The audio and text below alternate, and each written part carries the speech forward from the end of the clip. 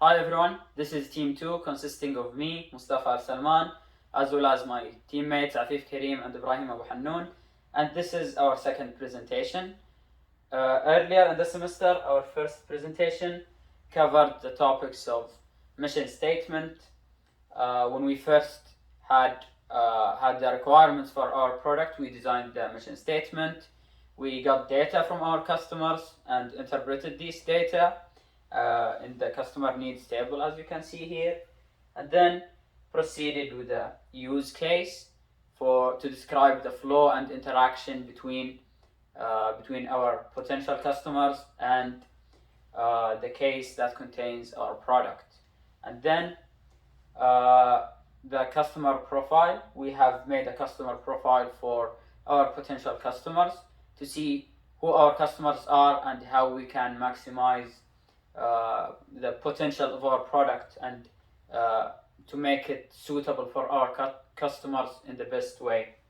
And then we proceeded with the QFD, and we managed to find the product specifications that we used to evaluate our product and to see what exactly we want in our product.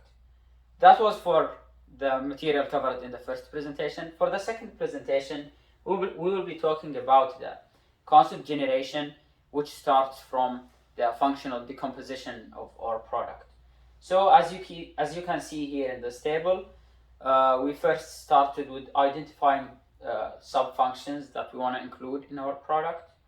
The first one is that the pencil should display a flexible length of the tape, and the sub-solutions that we came up with for this specific sub-function is first an external poly, which is going to be on the outer surface of the pencil with a torsion spring. Another one was an internal poly with a torsion spring, or we could make one without a torsional spring. We could just go with the poly. The second sub-function, which is about the life of the pencil, we wanted our pencil to resharpen. So we had two possible solutions for it, either using a reloadable mechanical pencil or a standard pencil that can be sharpened with a sharpener normally. The third sub-function, which is we wanted the rotation component, which is the poly in this case, we wanted it to hold the measuring tape so that when we pull out the measuring tape out of the pencil, the measuring tape does not fall off the pencil. So for this specific function or sub-function, we came up with a couple of solutions, which include either gluing the measuring tape at one end into the poly, or screwing it or bolting it. Then using the same sub-functions and sub-solutions, we made our concept combination table and generated 6 possible solutions.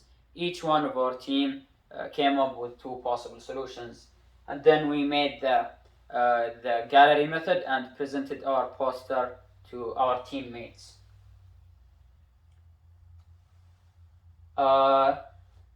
We also, in the concept generation, we wanted to do the 6-3-5 method.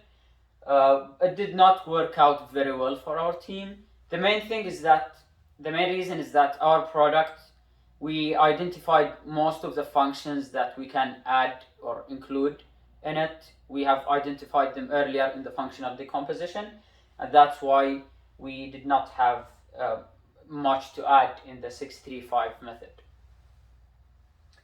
And then using mind mapping, we also identified the main things surrounding our product, which are again the tape length, the reloading mechanism, and the attaching mechanism. Also the attaching mechanism, we started to consider how we will attach the poly to the pencil. And then the gallery method and feedback. So as I said, we have presented our team poster, which initially included only this part without the sub-solution fragments. And then our colleagues pointed out that we did not include sub-solution fragments.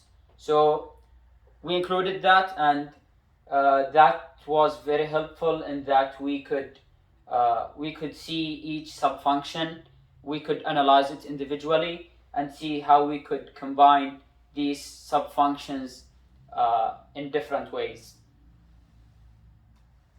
Then after the concept generation phase, we proceeded to the concept selection phase, which begins with screening. So we put down the 6 solutions that we came up in the gallery method.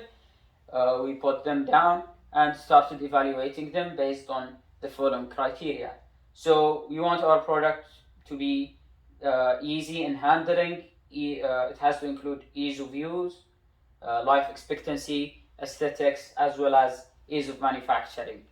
With this criteria and this evaluation, we could see from this table that the standard pencils are not favorable for our design, and that mainly we should focus on the mechanical pencil designs. After screening, we then proceeded to scoring. We took our four best solutions and started evaluating them based on weight criteria this time. And if we look at this, we can see that ease of manufacturing has the largest portion of 40%, and that's because mainly we have to get our product done in the first place. And when we did our customer needs table, it was very clear to us that there is a huge emphasis on that the pencil has to be sold for an affordable price or for a cheap price. So ease of manufacturing was our highest criteria. Using this table, we started rating the 4 designs that we had, and in order to narrow them into one design, and we managed to do that. We got the external poly mechanical pencil. So our final design, concept selection. After going through the whole process of screening and scoring, we managed to see that our most favorable design is the external poly mechanical pencil. The poly is going to be glued into the outer surface of the pencil, and the measuring tape will be glued to the poly at one end and free at the other end. And it should be a mechanical pencil, and its mechanism should be similar to most of the mechanical pencils out there. That was our presentation. Thanks for listening.